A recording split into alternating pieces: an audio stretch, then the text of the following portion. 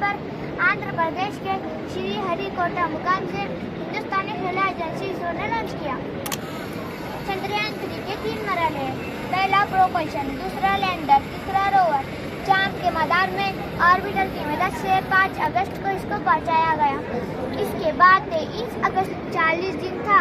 भारत चांद के कुतुब जनूबी पर सेफ लैंडिंग करने वाला पहला मुल्क बन गया और चांद की सतह पर सेफ लैंडिंग करने वाला चौथा मुल्क बन गया। भारत से पहले सोवियत यूनियन, अमेरिका और चीन ने भी चांद की सतह पर सेफ लैंडिंग की है। चंद्रयान 3 के खिलाई मिशन को बनाने में 615 करोड़ रुपए लगे हैं, जो कि दीगर ममालिक की बनिस्बत बहुत कम है।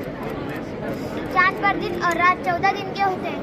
14 दिन के बाद जब चांद पर रात होने वाली थी तो इस प्रज्ञान रोवर को विक्रम लैंडर के अंदर स्लीपिंग मोड में डालकर सुला दिया गया।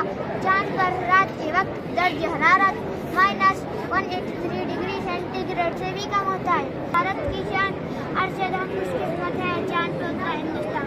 आपको मेरा मॉडल कैसा लगा?